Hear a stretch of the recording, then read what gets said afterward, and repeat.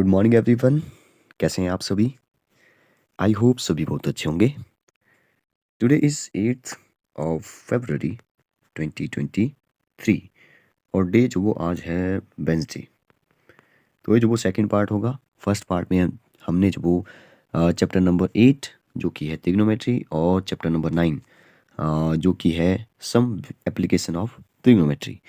तो उससे रिलेटेड जो वो सभी फार्मूले जो भी आपके 10th क्लास में जो वो बन सकते हैं वो सभी बातें जो हमने डिस्कस की थी। तो उसको जो हमने एक पार्ट में ही डिस्कस कर लिया था उन 2 चैप्टर को।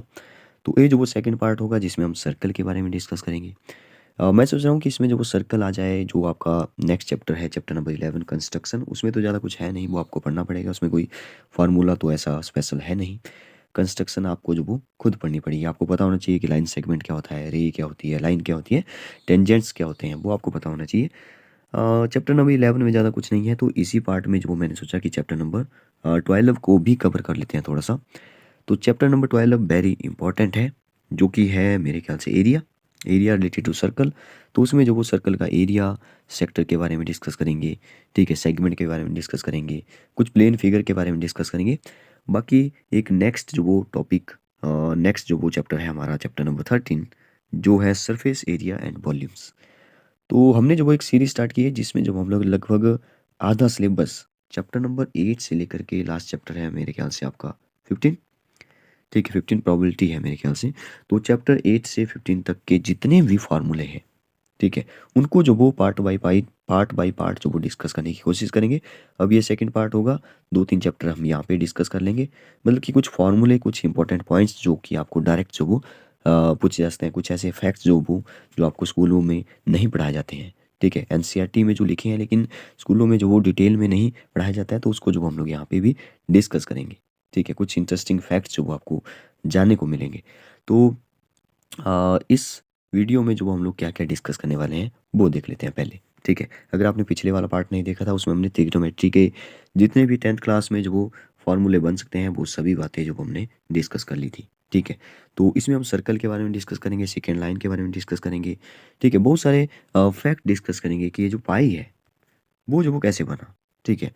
ये जो पाई है उसकी वैल्यू जो वो सबसे पहले किसने कैलकुलेट की, ये पाई जो वो कैसा नंबर है, इरेशनल है, रैशनल है। एरिया की बात करेंगे, सर्कल का एरिया कहाँ से आया, वेरी इंटरेस्टिंग है। सबसे पहले हम मेरे ख्याल से उसी को ही डिस्कस करने वाले हैं।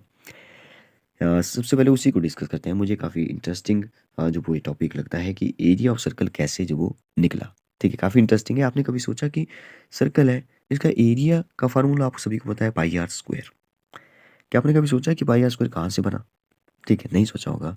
अगर आपने पहले पढ़ा है तो बहुत अच्छी बात है, लेकिन नहीं पढ़ा है तो आज हम जानेंगे कि सर्कल का एरिया जो वो कैसे कैलकुलेट किया गया, कैसे पाई आर स्क्वायर बना। लेकिन उससे पहले पाई का पता होना चाहिए।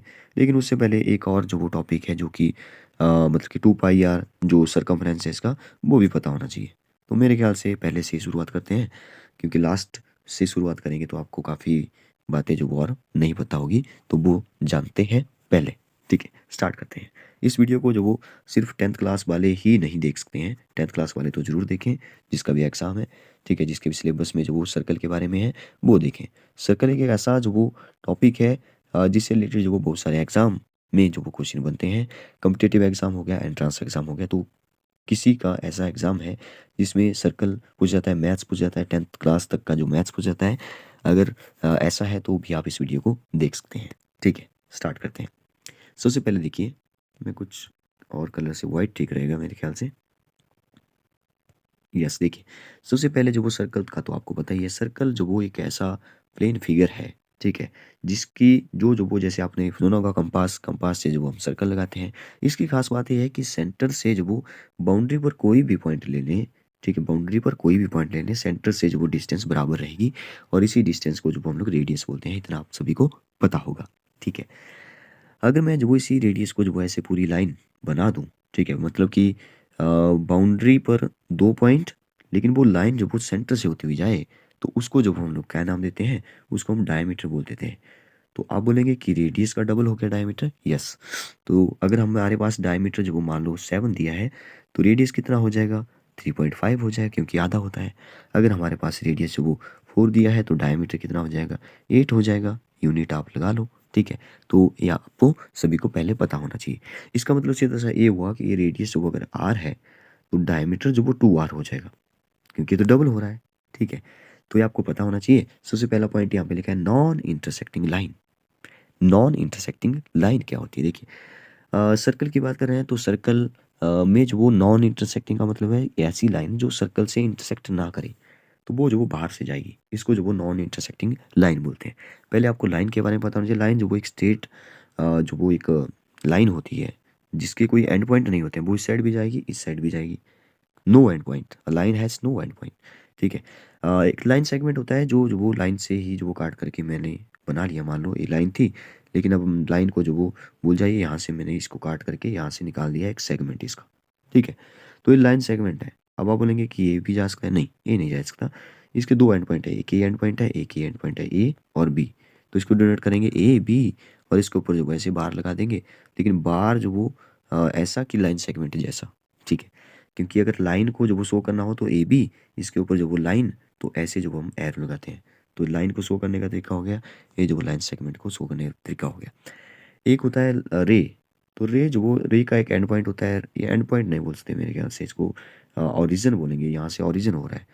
ठीक है, एक साइड जो वो चलती जाती है चलती जाती है, जैसे सन से रे जा रही है, तो वो रे कहलाती है। ठीक है, तो ये आप सभी को पता है।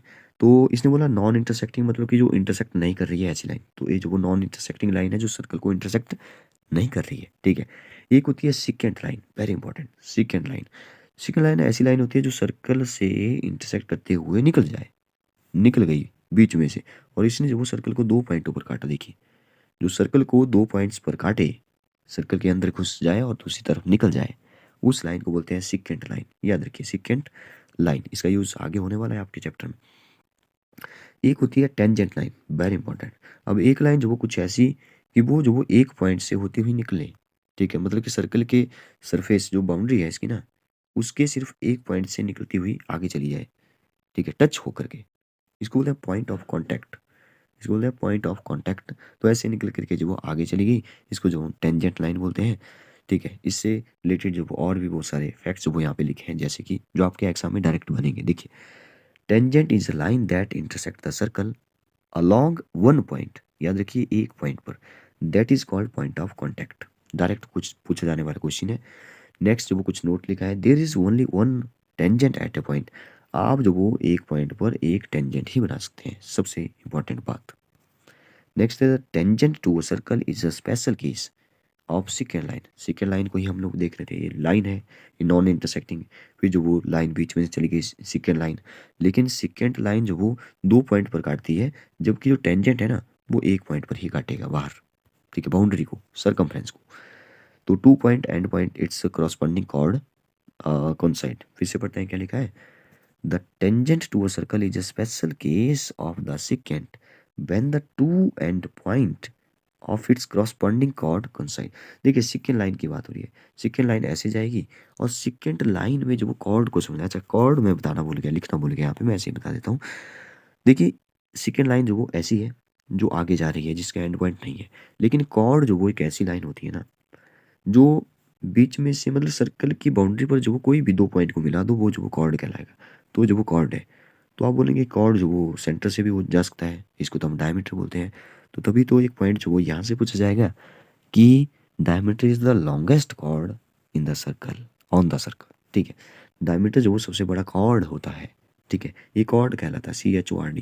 देखिए, सेकेंड लाइन जो वो आगे जाएगी, लेकिन कॉर्ड के जो वो एंड पॉइंट हो गए यहाँ पे इसकी बाउंड्री पर। तो इसमें जो वो थोड़ा सा डिफरेंस है, आपको पता होना चाहिए पहले ही। नेक्स्ट है यहाँ पे, the tangent at any point of a circle is perpendicular. Very important point है, इससे रिलेटेड क्वेश्चन भी बनते हैं। इसने बोला कि एक टेंजेंट मैंने बनाया, ऐसे गया एक पॉइंट पर, यहाँ पे है पॉइंट ऑफ कॉन्टैक्ट। ठीक है, टेंजेंट जा रहा है ऐसे।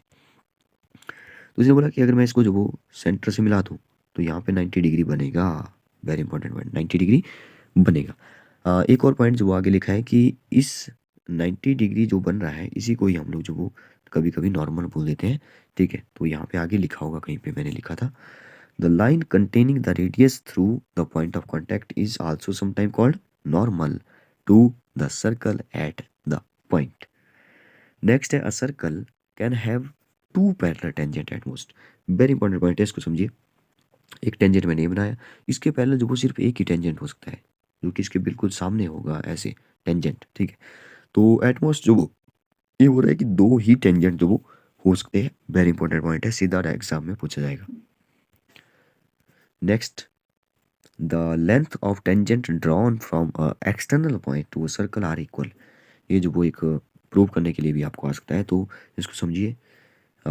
एक सर्कल है, सर्कल के बाहर जो वो एक एक्सटर्नल पॉइंट है, जो अंदर होते हैं वो इंटीरियर होते हैं, जो बाहर होते हैं वो एक्सटीरियर होते हैं। तो एक्सटीरियर पॉइंट एक्सटर्नल बोल सकते हैं इसको। एक्सटर्नल पॉइंट है पी, इससे जो मैंने एक टेंजेंट लिया सर्कल पर, ठीक है, एक मैंने और टेंजेंट लिया सर्कल पर, ठीक है। अब एक पॉइंट पर तो एक ही सर्कल हो सकता है, एक ही टेंजेंट हो सकता है।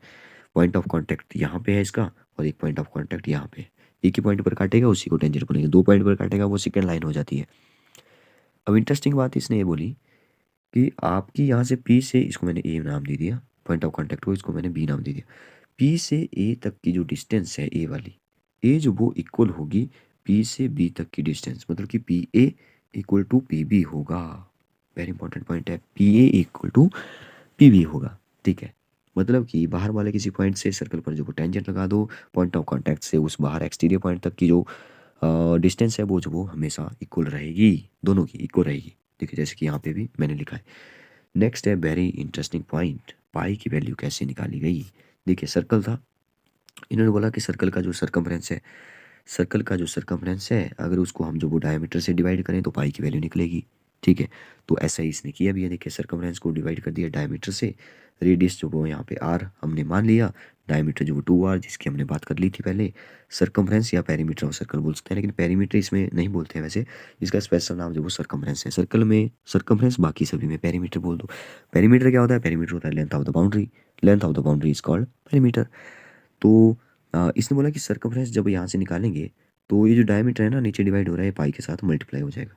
तो यही हुआ, पाई के साथ डायमीटर मल्टीप्लाई हुआ यहाँ पे, और पाई के साथ अगर डायमीटर मल्टीप्लाई हुआ तो जो देखिए क्या हुआ फिर, पाई और यहाँ पे डायमीटर होता है 2r, और यहाँ पे बन गया 2πr, और 2πr ही इसका जो वो सर्कमफ्रेंस होता है, ठीक है। तो ऐसे ऐसे करके सर्कमफ्रेंस निकल गया। अब सर्कमफ्रेंस तो निकल गया, लेकिन 2r तो हमें पता होगा, लेकिन ये जो पाई है कैसे पता होगा। तो यही लिखा है कि the great Indian mathematician Aryabhatta give an approx value of pi. ये बहुत पहले जो वो दे दी थी इसने, आर्यभट्टा ने। तो इन्होंने बोला था कि पाई की वैल्यू जो वो ए होगी 62832 अपॉन 20,000। फिर इसने जो वो अप्रॉक्स भी बता दी कि 3.1416, जो वो ऐसे कुछ अप्रॉक्स वैल्यू बताई।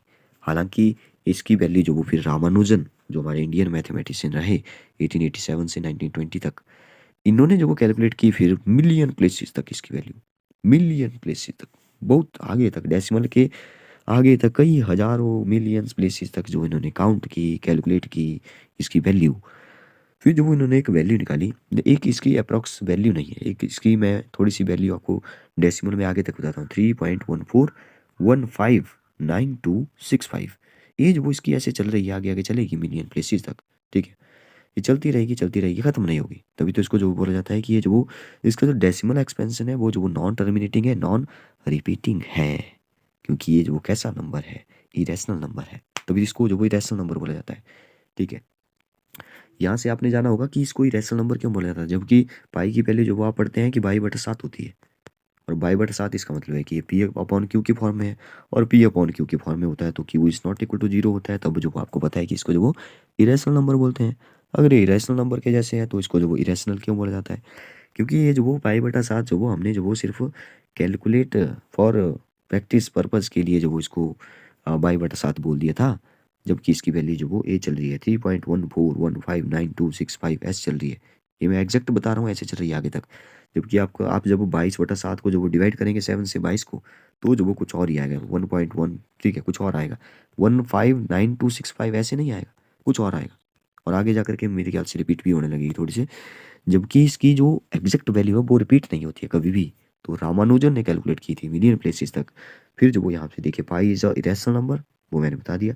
डेसिमल एक्सपेंशन जो वो नॉन रिपीटिंग है, नॉन रियकरिंग है, और नॉन टर्मिनेटिंग है। टर्मिनेट का मतलब है खत्म नहीं हो रहा है, एग्जैक्टली डिविजिबल नहीं हुआ। फॉर ये क्या लिखा है, प्रैक्टिकल पर्पज के लिए हमने जो उसको मान लिया बाई बटा 7 और 3.14 जो हम लोग इसको अप्रॉक्स ले लेते हैं। अब हमारा लास्ट जो टॉपिक है वो बड़ा इंटरेस्टिंग है। कि एरिया ऑफ सर्कल कैसे हमने पाई आर स्क्वायर को मान लिया। बड़ा इंटरेस्टिंग है, देखिए कैसे। मैं इसको कुछ और कलर से, ब्लैक से बताता हूँ। ब्लैक काफ़ी अच्छा रहेगा मेरे ख्याल से। देखिए, ये था हमारा सर्कल, ठीक है। सर्कल का एरिया जो पहले पर नहीं पता चलता था कि इसका एरिया कैसे निकाला जाए यार, कैसे निकालें इसका एरिया, ठीक है। बाकी तो चलो हमें पता है रेक्टेंगल का area length multiply by breadth, ये हमें पहले से ही पता था। लेकिन एरिया ऑफ सर्कल बाद में पता चला, देखिए कैसे। सेंटर होगा कहीं ना कहीं, तो क्या किया कि सेंटर से ऐसे जो वो छोटे छोटे पार्ट बना दिए, छोटे छोटे करके जो इसको काट दिया, सर्कल को काट दिया, सर्कल को काट दिया, सर्कल को काट दिया मैंने छोटे छोटे पार्ट में। 1 2 3 4 5, ठीक है, 6 7 8 9 10 11 12 13 14 15 16, ठीक है, मान लो 16 जो वो 16 पार्ट में जो है ऐसे ऐसे करके मैंने सर्कल के छोटे छोटे पार्ट कर दिए। अब छोटे छोटे पार्ट कर दिए, फिर मैंने जो वो इस सर्कल को कैसे रखा, देखिए। जैसे जैसे मैं बता रहा हूँ ना, वैसे वैसे जो वो इसकी वैल्यू जो ये जो एरिया है ना वो निकाला गया है। अब इसको काट करके मैंने इसको एक पीस जो ए था ना, इसको उठा करके मैंने यहाँ पे रखा, ठीक है, इसको उठा के मैंने यहाँ रखा। ये दूसरा पीस है ना, इसको उठा करके मैंने उल्टा रखा ऐसे, ठीक है। फिर तीसरा पीस है, इसको मैंने फिर से ऐसे रखा। चौथा पीस मैंने ऐसे रखा। पांचवा पीस मैंने ऐसे रखा। सिक्स्थ पीस मैंने ऐसे रखा। ऐसे ऐसे करते जो मैं रखता गया, और मैंने जो वो एक प्रकार से जो वो क्या बना दिया, रेक्टेंगल के जैसी फिगर बना दी। अब बोलेंगे रेक्टेंगल बन गया। यस, रेक्टेंगल बना दिया मैंने, ठीक है। क्योंकि रेक्टेंगल का जो एरिया था ना वो मुझे पता था, लेंथ मल्टीप्लाई बाय ब्रेड्थ। ये और इंटरेस्टिंग बात यह है कि इसकी लेंथ क्या होगी, ठीक है, ये बड़ा इंटरेस्टिंग है। देखिए, इसकी जो लेंथ है ना वो कैसे कैलकुलेट की गई, जबकि आपको पता है कि ये जो बाउंड्री है ना यही तो आ रही है नीचे, ऊपर और नीचे तो यही आ रही है, अगर आप ध्यान से सोचेंगे। क्योंकि ये जो पॉइंट है ना, ये जो कर्व है ना, इसी को तो हमने ऊपर और नीचे लिया है। तो इसका मतलब है पूरी बाउंड्री का जो आधा हो जाएगा ना, वो जो वो एक साइड होगा और दूसरी साइड होगा। मतलब कि पूरी बाउंड्री जो वो एक ऊपर होगी, एक नीचे होगी। इसका मतलब है इसका लेंथ, इसका आधा कर देंगे तो लेंथ मिल जाएगी। इसकी बाउंड्री क्योंकि 2 पाई आर होती है सरकमफ्रेंस, अगर मैं जो इसको 2 से डिवाइड करूँ तो हमें लेंथ मिल जाएगी। इसका मतलब तो ये हुआ। तो 2 से 2 कैंसिल हो गया, तो इसकी लेंथ कितनी निकलेगी, पाई आर निकलेगी, पाई आर निकलेगी। अगर लेंथ जो वो पाई आर होगी, अब ब्रेथ ब्रेथ बड़ा इंटरेस्टिंग है। ब्रेथ जो वो यही होगी जो सेंटर से बाउंड्री तक की तो काटा था हमने, तो सेंटर से बाउंड्री के पॉइंट तक तो रेडियस हमने देखा था, तो रेडियस जो वो ब्रेथ होगी इसकी, ठीक है। इस रेक्टेंगल की रेडियस जो वो, रेडियस आर जो वो इसका ब्रेथ हो गया। इसका मतलब है कि लेंथ भी मिल गई, ब्रेथ भी मिल गया। लेंथ पाई आर हो गया और ब्रेथ जो वो आर हो गया। तो लेंथ मल्टीप्लाई बाय ब्रेथ क्या हो जाएगा, pi r and multiply by r. तो ये क्या हो जाएगा, पाई आर स्क्वायर हो जाएगा, पाई आर स्क्वायर हो जाएगा। ये इंटरेस्टिंग था आपके लिए जानना। और ऐसे अगर आप जो वो डीपली डिस्कस करेंगे कि कैसे जो वो एरिया ऑफ सर्कल बना, तो मेरे ख्याल से आप नहीं भूल पाएंगे ज़िंदगी भर, ठीक है। मरते दम तक जो वो आप इस वैल्यू को जो वो नहीं भूल पाएंगे, कैसे जो वो इसको कैलकुलेट किया गया, वो जो वो आप नहीं भूल पाएंगे, ठीक है। बड़ा इंटरेस्टिंग कंसेप्ट था। तो बाकी हम नेक्स्ट पार्ट में डिस्कस करेंगे कि कैसे जो वो ये अभी तो हमने जो वो सर्कल के बारे में डिस्कस किया, बेसिक बातें डिस्कस की, टेंजेंट वो देखा, ठीक है।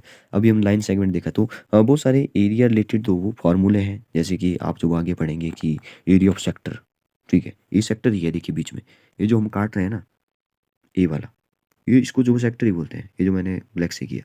तो इसके बारे में देखेंगे कि इसका अलग से फार्मूले हैं, ठीक है। वो फार्मूले क्या हैं, कैसे बने, वो इंटरेस्टिंग बातें हैं। जानेंगे इसको नेक्स्ट पार्ट में, ठीक है।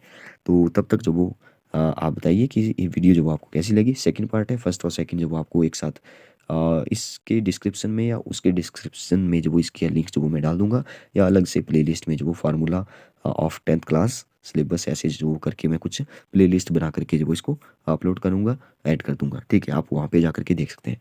तो thank you and have a nice day.